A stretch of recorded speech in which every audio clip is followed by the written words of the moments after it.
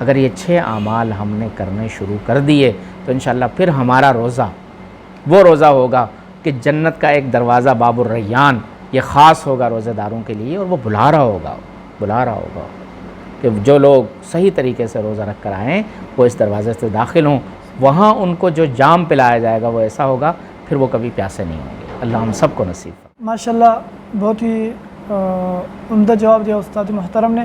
اگلا سوال ہمارا استاد جی یہ ہے کہ فلسفہ عشر رحمت، مغفرت اور نجات من النار یہ کیا ہے؟ اس کے حوالے سے ذرا۔ صلی اللہ علیہ وسلم نے شعبان کے آخری جمعے کو جو خطبہ ارشاد فرمایا اس میں بہت ساری چیزیں رمضان کے حوالے سے بیان فرمائی۔ اس میں ایک یہ بھی ہے کہ اللہ رب العزت نے رمضان کے مہینے کو 3 اشروں میں تقسیم فرمایا ہے۔ اولہ رحمہ و اوسطہ مغفرہ و آخرہ عتق من النار۔ شروع کے 10 دن رحمت کے ہیں، درمیان کے 10 دن بخشش اور مغفرت کے ہیں، اور آخری 10 دن جہنم سے خلاصی کے ہیں۔ آپ نے پوچھا کہ فلسفہ کیا ہے، حکمت کیا ہے؟ مختلف حکمتیں اس حدیث کی تشریح میں محدثین نے لکھی ہیں، جن میں سے ایک حکمت یہ لکھی ہے کہ رحمت کا مطلب یہ ہوتا ہے کہ پہلے عشرے میں اللہ تعالیٰ کی طرف سے ہر طرف اس کی عطا اور اس کی مہربانی کی ہوائیں چلنا شروع ہو جاتی ہیں، بارشیں برسنا شروع ہو جاتی ہیں۔ جب بڑی تعداد میں اور بڑی موسلا دھار بارش ہوتی ہے، خاص طور پہ آپ کے بلوچستان میں اس چیز کا آپ کو مشاہدہ ہوگا، تو بعض اوقات اتنی بارش ہوتی ہے کہ جو بالکل چٹیل اور بنجر زمینیں ہوتی ہیں نا وہ بھی نرم پڑ جاتی ہیں۔ تو یہ پہلے عشرے میں رحمت کی بارش ہوتی ہے، اور اس بارش کی وجہ سے جو طلب کرنے والے ہیں انہیں تو حصہ ملتا ہے، لیکن جو بے طلب لوگ ہیں یا جن کی طلب میں کمی ہوتی ہے اللہ رب العزت ان کے دل کی زمین کو بھی نرم کر دیتا ہے، اور وہ بھی اعمال کرنے پر آمادہ ہو جاتے ہیں۔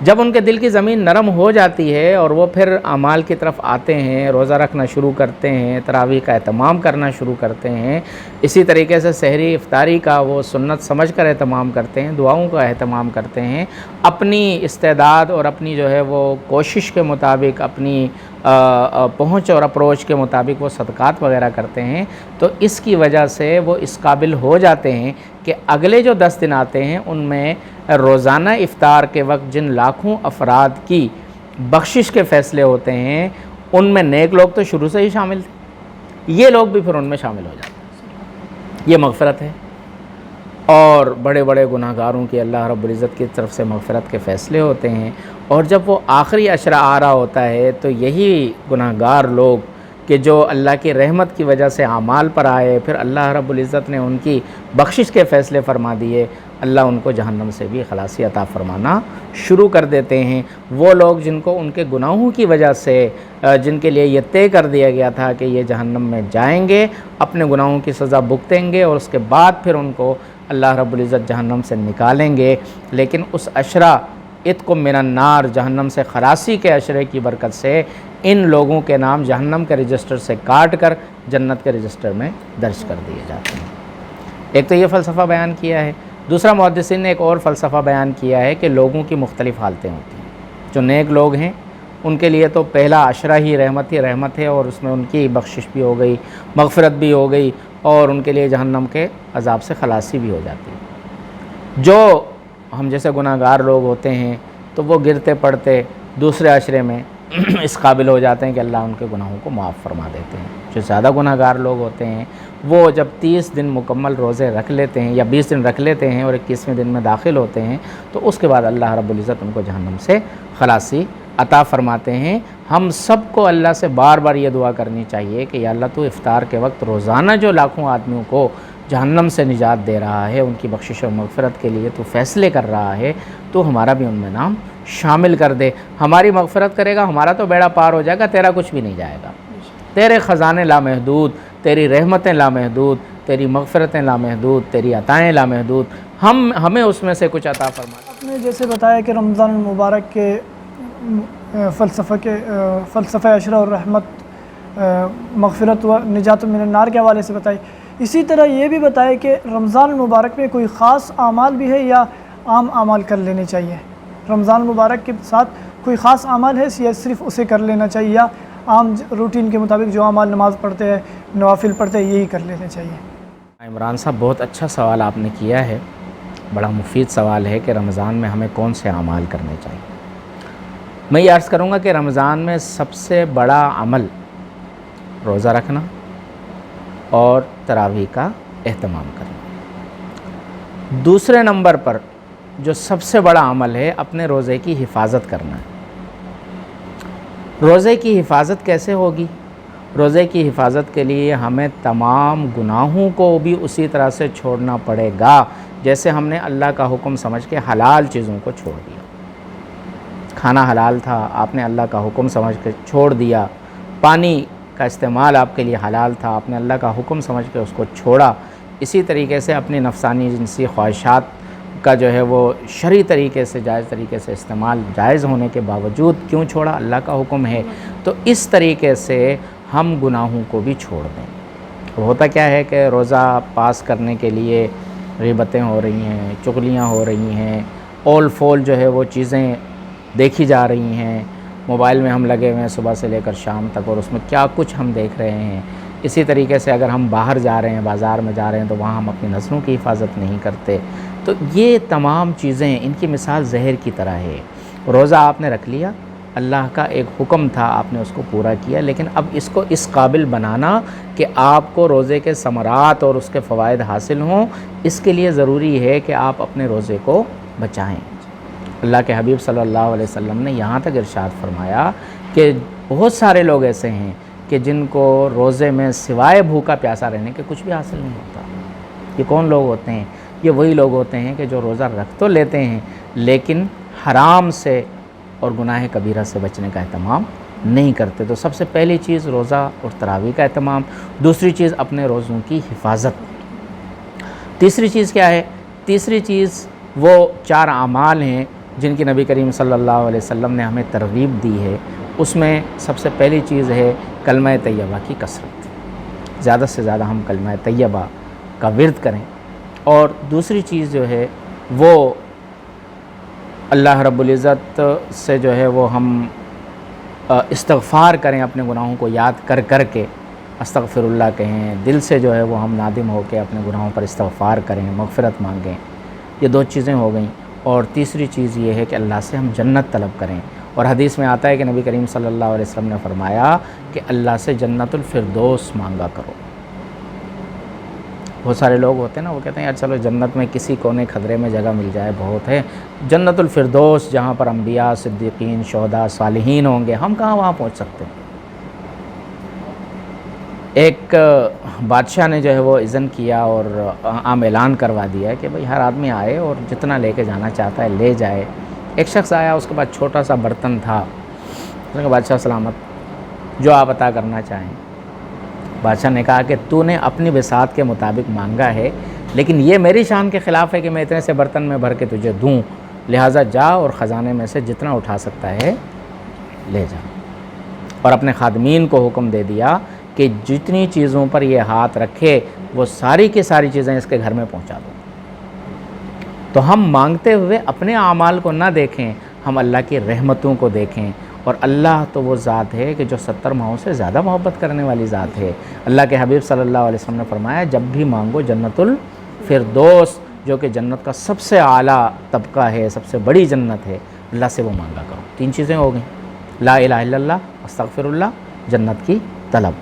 اور چوتھی چیز ہے جہنم سے پناہ، جہنم کے عذابوں کا تصور کر کر کے اللہ رب العزت سے جہنم سے خلاصی مانگیں۔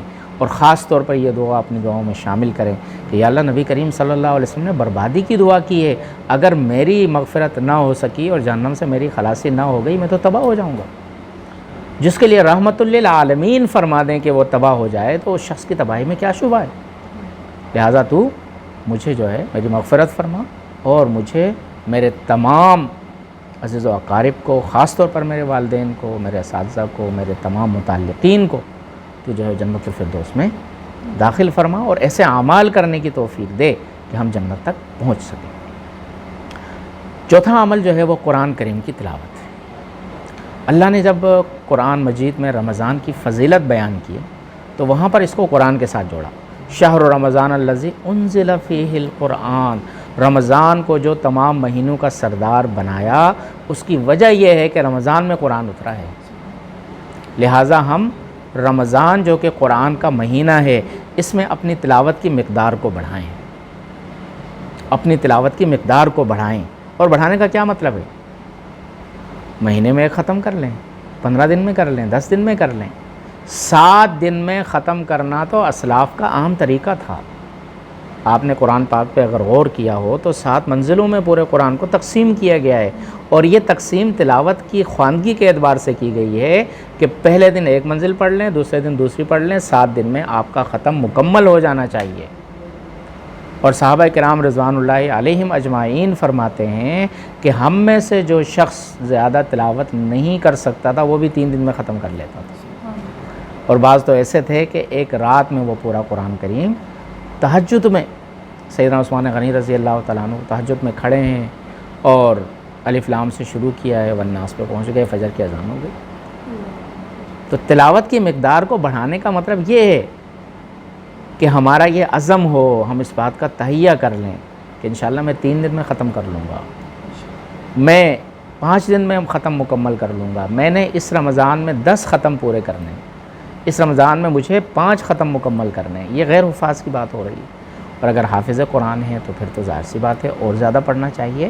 اس کے ساتھ ساتھ کم از کم ایک رکوع سمجھ کر بھی پڑھنا چاہیے، تاکہ ہمیں معلوم ہو کہ اللہ کی کتاب ہم سے کس بات کا مطالبہ کر رہی ہے۔ اسی قرآن کے ختم کرنے میں یہ بات بھی شامل ہے کہ تراویح میں جب ہم شریک ہوں تو ہم اس بات کا پورا اہتمام کریں کہ جب امام پہلی رکعت، تراویح کی پہلی رکعت میں وہ تلاوت شروع کرے اس سے پہلے ہم نماز میں شامل ہو جائیں۔ کیوں؟ امام کے پیچھے کھڑے ہو کر جتنا ہم قرآن سن رہے ہیں نا، یہ بھی ہمارے نامہ اعمال میں تلاوت میں لکھا جا رہا ہے۔ جس دن اس اہتمام کے ساتھ تراویح میں امام کا قرآن مکمل ہوگا آپ کا بھی مکمل ہو جائے گا۔ لوگ کیا کرتے ہیں، تراویح میں بیٹھے، امام صاحب نے وہ دعا پڑھ لی، اس کے بعد وہ تو کھڑے ہو گئے اور آپ بیٹھے ہوئے اس انتظار میں بیٹھے ہوئے کہ امام پہلی رکعت میں رکوع میں جائے، اللہ اکبر کہے، میں جلدی سے اٹھوں اور فوراً جو ہے وہ ایک ہی تکبیر میں قیام بھی نمٹا دوں، رکوع بھی نمٹا دوں۔ تو جو قرآن سننے سے رہ گیا آپ کا ختم مکمل نہیں ہوا۔ اور اسلاف کو تو اس بات کا بڑا اہتمام رہتا تھا کہ اگر ان کا حج کا یا عمرے کا یا کوئی بھی جہاد کا سفر بھی ہوتا تھا تو وہ اس بات کا اہتمام کرتے تھے کہ پہلے اپنے مقام پر رہ کر 5 دن میں 3 دن میں جتنے دن ان کے پاس ہوتے تھے اس میں وہ ختم مکمل کر لیا کرتے تھے، اس کے بعد پھر وہ سفر اختیار فرماتے تھے۔ تو اسی بات کا ہمیں بھی اہتمام کرنا چاہیے کہ اگر ہمارا سفر ہے تو ہم ایسی جگہ پر جا کر قرآن کریم سنیں، مصلی سنیں، تراویح کا اہتمام کریں کہ جہاں پر 5 دن میں، 8 دن میں، ہفتے میں ختم ہو رہا ہے، تاکہ کم از کم ایک قرآن پاک ہمارا امامت کے ساتھ، جماعت کے ساتھ نکل جائے۔ تو یہ عمل ہے قرآن کا زیادہ سے زیادہ اہتمام کرنا۔ میں پھر دہراتا ہوں، سب سے پہلی چیز ہے روزہ اور تراویح، دوسری چیز ہے اپنے روزے کی حفاظت، اس کے لیے صغیرہ کبیرہ ہر طرح کے گناہوں سے بچنے کا اپنی طاقت کے مطابق اہتمام کرنا، اور تیسری چیز وہ 4 اعمال جو نبی کریم صلی اللہ علیہ وسلم نے ارشاد فرمائے، لا الہ الا اللہ کی کثرت، استغفار کی کثرت، اور جنت کی طلب اور جہنم سے پناہ، اور چوتھی چیز ہے قرآن پاک کی زیادہ سے زیادہ تلاوت، اور اس کے ساتھ 5ویں چیز بھی ملا لیں کہ نوافل کا بھی اہتمام ہو۔ اگر آپ پورے سال میں اوابین نہیں پڑھ سکے، رمضان میں کوشش کر لیں۔ پورے سال میں آپ اشراق چاشت کا اہتمام نہیں کر سکے، رمضان میں کوشش کر لیں۔ تہجد پڑھنا تو رمضان میں بڑا آسان ہو جاتا ہے۔ خاتون خانہ سحری کی تیاری میں لگی ہوئی ہیں، آپ گئے، آپ نے وضو کیا، آ کے تہجد پڑھی، اللہ سے آپ نے راز و نیاز کرنا شروع کر دی۔ اگر آپ سحری پہلے کر لیتے ہیں، وقت بچتا ہے، تو آپ جو ہے فجر کی سنتوں سے پہلے، اذان سے پہلے آپ تہجد پڑھ لیں، تہجد کا اس میں اہتمام ہو۔ یہ غالباً جو ہے 5 چیزیں ہو گئیں، اور چھٹی چیز ہے دعائیں۔ دعائیں اللہ ساری مخلوق کو لگا دیتا ہے ہماری دعاؤں پہ آمین کہنے کے لیے، ہم کچھ مانگتے ہی نہیں۔ افطاری کا سامان رکھا ہوا ہے اور آپ کے ہاتھ دعا کے لیے اٹھے ہوئے ہیں، اللہ تعالیٰ فرشتوں کے سامنے فخر فرماتے ہیں کہ دیکھو میرے بندے کے سامنے کھانے پینے کی ساری چیزیں موجود ہیں اور اس کا دل چاہ رہا ہے لیکن یہ پھر بھی میری طرف متوجہ ہے۔ اللہ فخر فرماتے ہیں۔ اس لیے ہم دعاؤں کا زیادہ سے زیادہ اہتمام کریں، اپنی ہر چیز اللہ سے مانگیں۔ دعا پڑھنا، دعا مانگنا، یہ دو الگ الگ چیزیں ہیں۔ اور المیہ یہ ہے کہ آج کل ہم دعائیں پڑھتے ہیں، دعا پڑھیں گے، پڑھنے کا ثواب مل جائے گا۔ بچپن میں جو دعائیں جیسے یاد کی ہیں ویسی پڑھ رہے ہیں، نہ ان کے معنی کا پتہ، نہ ان کے مطلب کا دھیان۔ مسنون دعائیں پڑھنا بہت بڑا اجر آپ صلی اللہ علیہ وسلم نے، اور قرآن میں جو انبیاء کی دعائیں ہیں، مختلف مواقع کی دعائیں ہیں، ان دعاؤں کو اپنی دعاؤں میں شامل کرنا بہت بڑے اجر کا کام ہے۔ اس لیے کہ وہ الفاظ جو ان حضرات کے ہیں، یا اللہ نے جو سکھائے ہیں، نبی نے جو سکھائے ہیں، ہم اپنی طرف سے تو ان کی تعبیر کر ہی نہیں سکتے، لیکن ان کے مطلب کا دھیان رکھتے ہوئے مانگنا ضروری ہے۔ دعا پڑھنا نہ ہو، دعا مانگنا ہو، اور اس کے ساتھ ساتھ پھر اللہ ہر زبان سمجھتا ہے، ہر شخص کی ہر مراد کو سمجھتا ہے، اور اللہ کے سامنے آدمی عاجزی کا اظہار کرے، نیاز مندی کا اظہار نہ کرے، یا اللہ تجھے پتہ ہے میری کیا کیا ضرورت ہے، تو پوری کر دے، اس کو تو ویسے ہی پتہ ہے۔ وہ تو چاہتا ہے کہ آپ اس کے در پر آئیں، آپ رو رو کر گڑ گڑا کر اس سے مانگیں، اپنی ایک ایک ضرورت اس کے سامنے رکھیں۔ اللہ کے حبیب صلی اللہ علیہ وسلم چراغ بجھتا دعا پہلے فرماتے، چراغ کی بتی بعد میں درست فرماتے تھے۔ تسمہ ٹوٹ جاتا جوتے کا تو دعا پہلے فرماتے تھے، تسمہ بعد میں درست کرتے تھے۔ یہ مجھے اور آپ کو تعلیم تھی کہ اللہ سے ہر چیز کو مانگو، ہر چیز دینے والی ذات اللہ کی ہے۔ تو اس انداز میں ہم دعاؤں کا اہتمام کریں۔ اگر یہ 6 اعمال ہم نے کرنے شروع کر دیے تو انشاءاللہ پھر ہمارا روزہ وہ روزہ ہوگا کہ جنت کا ایک دروازہ باب الریان یہ خاص ہوگا روزہ داروں کے لیے، اور وہ بلا رہا ہوگا کہ جو لوگ صحیح طریقے سے روزہ رکھ کر آئیں وہ اس دروازے سے داخل ہوں۔ وہاں ان کو جو جام پلایا جائے گا وہ ایسا ہوگا پھر وہ کبھی پیاسے نہیں ہوں گے۔ اللہ ہم سب کو نصیب فرمائے۔